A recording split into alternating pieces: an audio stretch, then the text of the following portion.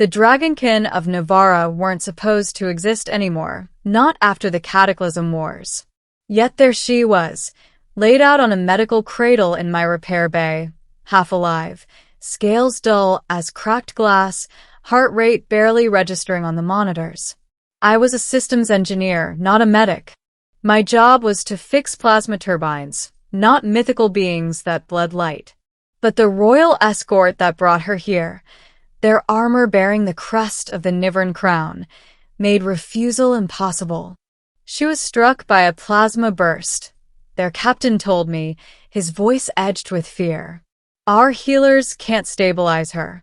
The field tech said human engineers once handled radiant circuitry. Her core is similar.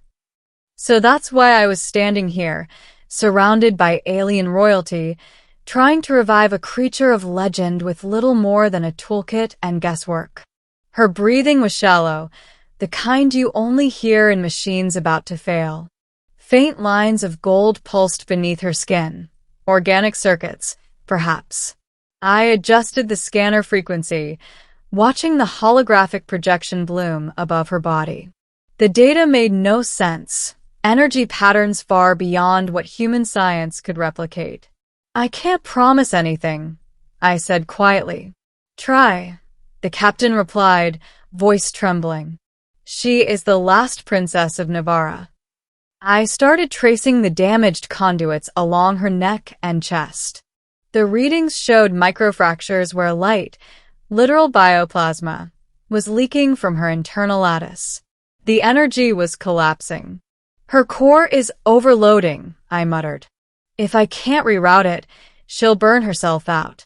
I reached for the insulated gloves, but before I could slip them on, the lights flickered. A pulse rolled through the room, brushing my skin like static. Her scales shimmered faintly at the contact.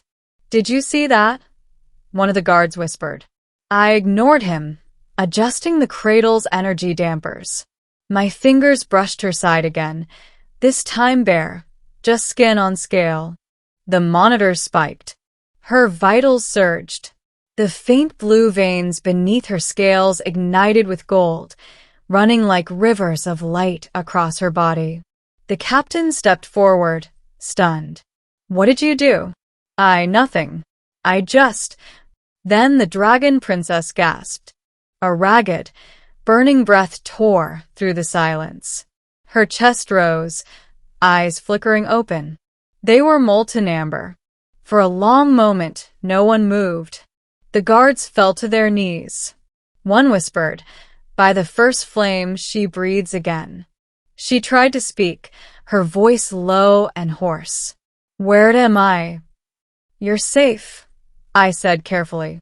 You were injured in the plasma strike. I stabilized your core, I think. Her gaze fixed on me. Human. Yes. Her eyes widened faintly. You touched the light of my blood and lived. I frowned. Should I not have? Her kin exchanged alarmed glances. The captain bowed deeply. No mortal has ever survived direct contact with royal plasma. Well, I said, half joking, maybe I'm lucky. But the princess was studying me as though I'd just rewritten her reality. The resonance, she murmured. Your energy aligned with mine. How? I shrugged. Engineering intuition? She smiled weakly, the glow beneath her scales dimming to a calm pulse. Perhaps fate favors you, human mechanic. Over the next few hours, I monitored her recovery. Her body temperature stabilized, and her scales slowly regained their iridescent shimmer. She spoke little, but her eyes followed every movement I made. The guards maintained a reverent distance, whispering in their native tongue. I caught fragments. Chosen, bond, human spark.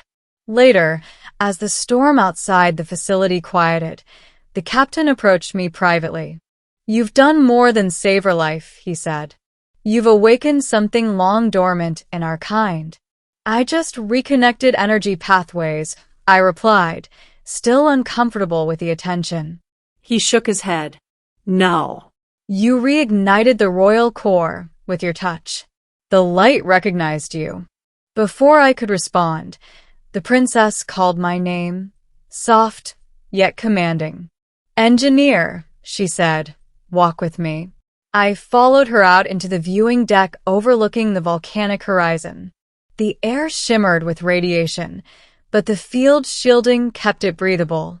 When my kind fell, she said, we sealed our hearts, cutting the bond that once tied us to the stars. My ancestors feared the corruption of human machines. Yet your energy resonates with mine. It should not be possible. Maybe our technologies aren't that different anymore, I offered. You use radiant plasma. We use fusion. Same universe, different words. She smiled. You speak as if the cosmos were a machine you could take apart. That's my job. Her expression softened. Then perhaps it needs you. That night, alarms blared through the compound. The sky burned crimson. An orbital bombardment. Enemy fleet, the captain shouted. They tracked us here. Explosions rocked the facility. The princess staggered, clutching her chest. They seek me. My core's signal drew them. I grabbed her arm. Can you walk? She nodded weakly. I can fight if you link me to the reactor. My kind draws strength from energy flow. On it, we sprinted to the main power hub. The storm of plasma bolts outside painted the horizon white. I rerouted the coolant systems, bridging the reactor's fusion output into the cradle's relay cables. Connect here, I said, attaching the conduit to her chest plate. As the energy surged, her body erupted in light. Golden arcs crackled across her wings, once folded and broken, now spreading wide. Her kin fell to their knees again. The flame-born rises. The sky itself trembled as she burst through the ceiling in a surge of heat and light. Outside, the invading ships opened fire, their beams reflecting off her glowing form. She answered with a blast of radiant plasma that split the clouds like dawn. From the ground, we watched as she tore through the assault formation, moving faster than radar could track. Every pulse of her energy sent waves through my instruments, as though my own heart were beating in sync with hers. Then the feed went silent. The enemy ships scattered. Moments later, she landed, wings charred, scales cracked but alive. When the dust settled, she walked toward me, her kin parting in silence. You stabilized my energy, she said softly, and you gave me strength in battle. How can a single human carry such resonance? I don't know, I admitted. But whatever this connection is, it saved us both. She stepped closer, eyes glowing faintly again. In Nivern law, a life bound by shared light cannot be severed. You carry a spark of my essence now. I froze. What does that mean exactly? It means, she said almost tenderly, you are part of the royal flame. Wherever I go, that link remains.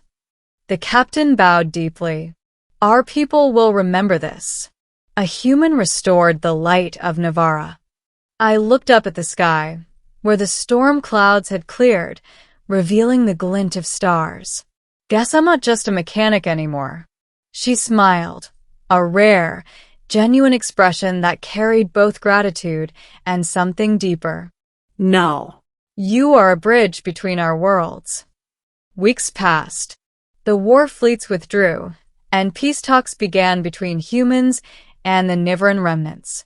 They offered me a position as liaison engineer aboard their flagship, a vessel powered by the same radiant plasma I once nearly died touching.